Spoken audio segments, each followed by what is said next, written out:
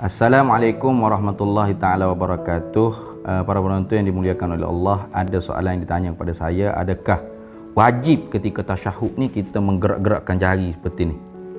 Jadi jawapannya, menggerak-gerakkan jari seperti ni di dalam mazhab kita Syafi'i terkadangnya makruh, bahkan terkadangnya boleh membawa batal sembahyang. Nah, adapun mazhab Imam Malik memang boleh menggerak-gerakkan jari seperti ini, bahkan sunat. Kerana hadis tersebut ada di dalam kitab Imam Malik. Ini Nabi SAW taharruk, menggerak-gerakkan jari ketika tasyahud. Lalu kenapakah mazhab kita Imam Syafi'i tidak mengamalkan hadis tersebut? Padahal hadis tersebut sahih. Kerana di sisi Imam Syafi'i, hadis tersebut walaupun sahih, hadis yang cerita Nabi menggerak-gerakkan jari itu sahih, tetapi hadis tersebut bersifat muhtamal. Muhtamal ni maksudnya boleh di-argue, boleh dipersoal. Kerana hadis tersebut tidak menceritakan bagaimana cara menggerak jari oleh Nabi. Gini pun gerak, gini pun gerak, gini pun gerak. Ini semua gerak lah ke ni. Nah, dan ketika mana digerakkan jari, adakah at-tahiyatul mubarakatuh salawatut tayyib straight gerak apa, ataupun asyhadu an la ilaha illallah, ataupun fil alamin innaka hamidum baru gerak? Tidak dicerita. Maka kerana itu Imam Syafi'i hafal Muwatta Imam Malik ni ketika mana umur 10 tahun. Jadi jangan duduk bengong kata Imam Syafi'i tak tahu, tak jumpa hadis ni. Dia bukan cari dalam Google Imam Syafi'i ni. Dia hafal dalam kepala otak dia, umur 10 tahun, kitab Muwatta hadis Imam Malik tu diingat dalam kepala otak Imam Syafi'i. Tapi walaupun begitu Imam Syafi'i tidak mengamalkan hadis tersebut. Kenapa? Nususul muhtamal tusqatu 'anil istidlali. Nas-nas yang boleh ditanggung, di-argue bagaimana walau sahih sekalipun hadis tersebut digugurkan daripada beramal, tidak diberamal. Lalu Imam Syafi'i beramal dengan hadis yang lain, iaitu hadis menceritakan Nabi SAW menggerakkan jari juga, tapi ketika mana illallah. Nah, dan tidak digerak-gerakkan, tidak cacangin, tidak dibongkokkan sedikit. Maka kerana itu dalam kitab Hasyiah Sitinil Masailah dia panggil, kitab karangan Imam Ramli, disebutkan pada muka surat yang ke-55, fa innahu yusannu an yushira biha inda qawlihi illallahu.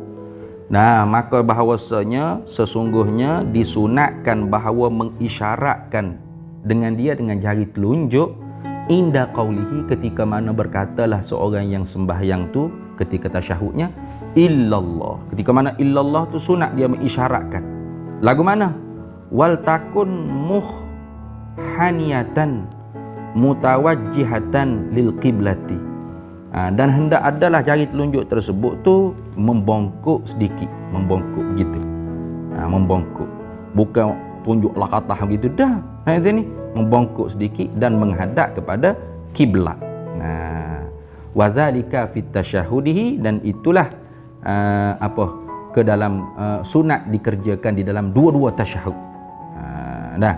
Tasyahudaihi, mana di dalam dua-dua tasyahud, tasyahud awal dan tasyahud akhir.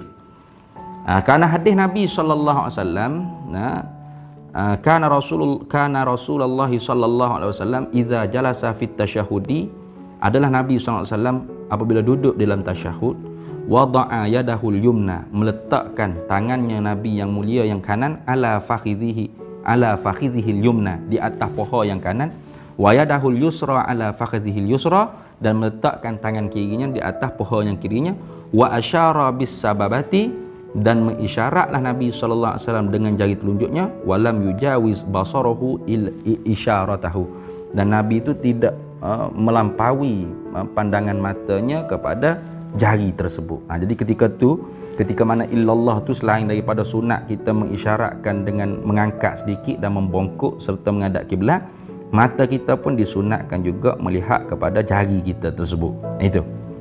Jadi tentang jari itu bagaimana kedudukan, ada 3 wajah. Ini disebut dalam kitab-kitab Syafi'iyah. Pertama begini. Ini yang pertama. Begitu. Yang keduanya begini. Duduk bawah perut jari telunjuk. Yang ketiganya begini, di tepi. Jadi 3 wajah. Begini, dan begini.